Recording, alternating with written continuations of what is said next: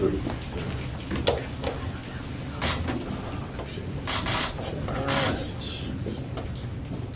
Michael, you ready to go? All right, well, good to see some of you. I can't see everybody, but I'm glad you're with us. Here to talk about promises. My opponent, Terry McAuliffe, has made a lot of big promises. He's made them over green tech. Those have fallen through. He's made them about Franklin pellets. Those weren't true. He's making them during this campaign, and he has no way to pay for them without raising taxes. His spending proposals sound great on paper, as lots of them do, but there's simply not enough money in the budget to pay for what he's promising.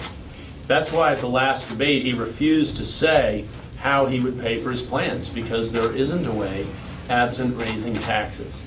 He thinks Medicaid expansion is the answer to every question about how to pay for his proposals, but it won't. Even the Washington Post has called him out on that. And you know it's bad if you're a Democrat and the Washington Post is calling you out on your spending. Today I want to talk about the real costs of McAuliffe's budget and the tax increases they'll require.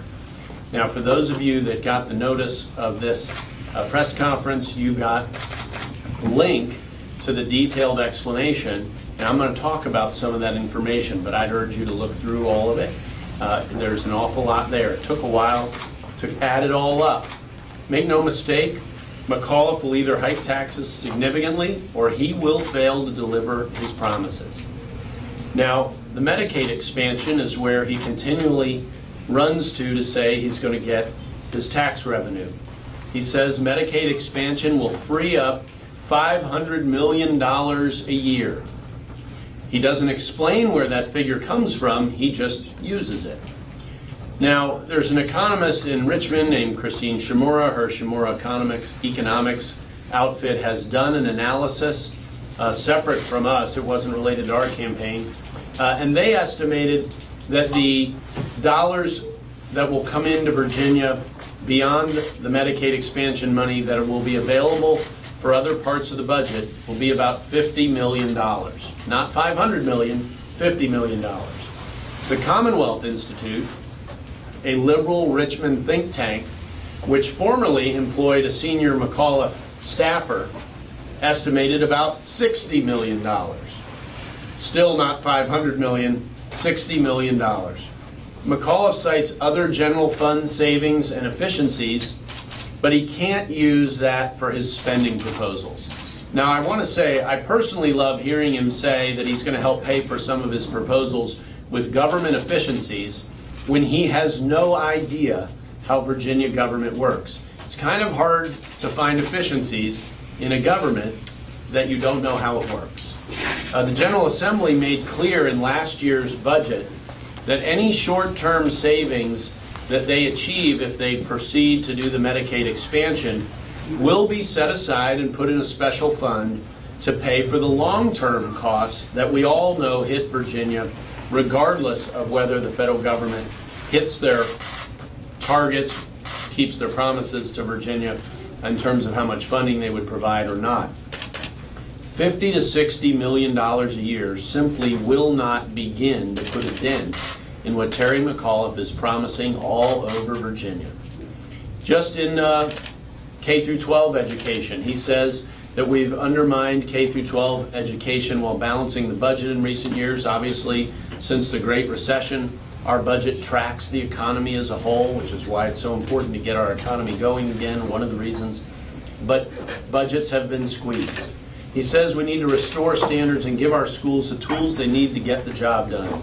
No one disagrees that our schools need to get the job done for our children, each and every one of them.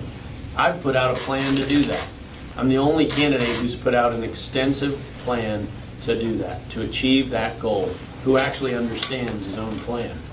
Now, but restoring per pupil expenditures to fiscal year 07 levels is expensive. It's about $1,000 difference from fiscal year 07 to this year with 1.27 million students. That's pretty easy math. It's $1.27 billion a year in new expenses.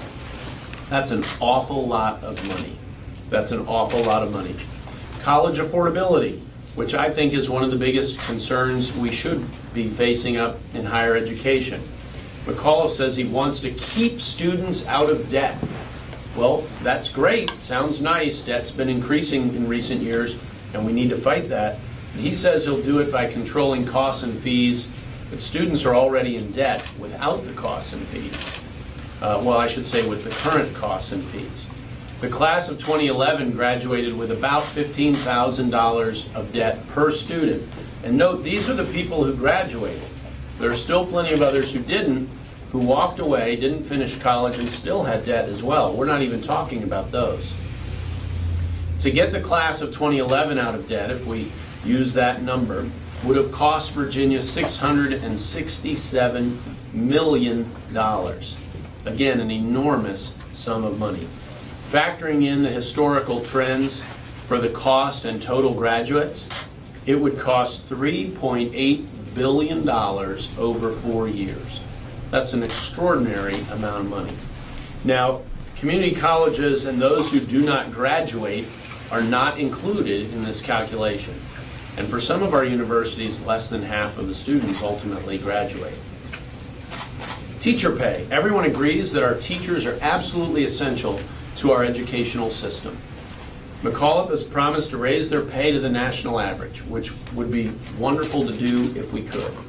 Using NEA's numbers on the number of teachers and the gap between Virginia and national pay, McAuliffe would need to spend $700 million every year beyond what we're spending. Again, an enormous sum of money. Community colleges. He talks a lot about per pupil expenditures for community colleges. I spoke about my concern of affordability for higher education. It's my first concern in higher education. He says they've dropped nearly $2,000 per student.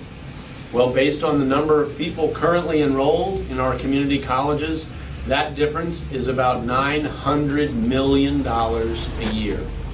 Again, more enormous numbers. The renewable portfolio standard.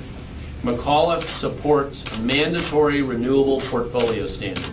In English, what that means is he supports that 1/4 of our electricity come from things like wind and solar and geothermal, which would be wonderful if we could do it cost effectively, but we can't. Electricity rates in states that have adopted these sorts of policies are about 40% higher than states like Virginia.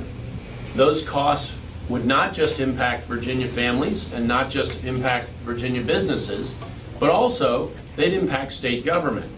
In fiscal years 10, 11, and 12, state government paid more than an average of $210 million a year for electricity. That's a lot of electricity. Increasing those costs by 40% is $84 million a year. That's what his policies would do to Virginia government.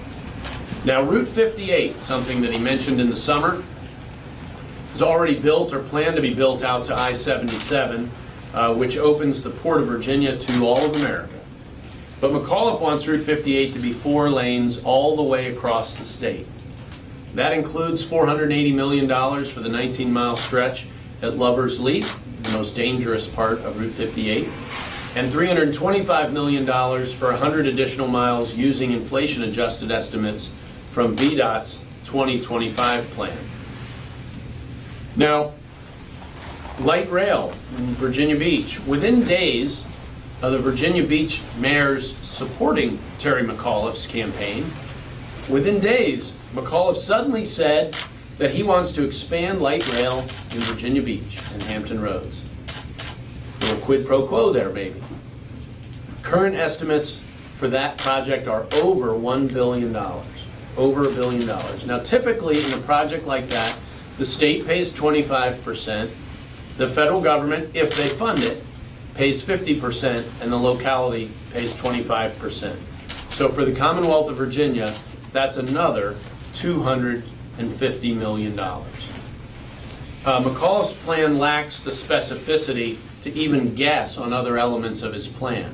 And for those of you who've looked at the detailed plans and the analysis we provided you, you see a whole list of things that were simply too vague to even estimate. He has no idea how he'll pay for pre-K.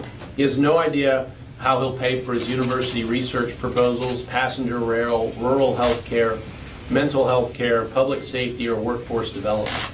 In all these areas where we've put forward proposals, we've explained how we'll make it happen. It's a big difference between the two campaigns. And again, it's a lot easier to explain how you'll make it happen when you already know how state government works. Terry McAuliffe has promised increasing them all with no way to pay for it. No way to pay for it. McAuliffe's plans cost about $14 billion over 4 years. That's a $1,700 a year tax increase for the average family of 4. That's what it would be if we all had to pay it straight away.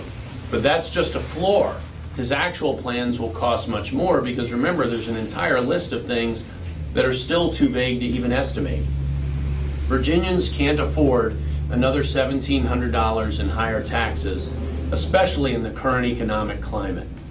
That would be one of the more job killer. It's just one more job killer from Terry McAuliffe, and his allies in Washington are already burying us in regulations that are killing jobs.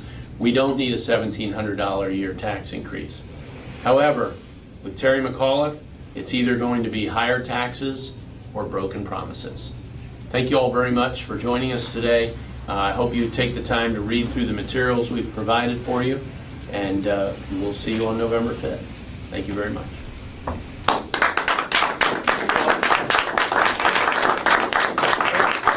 Yes, folks, you guys got questions?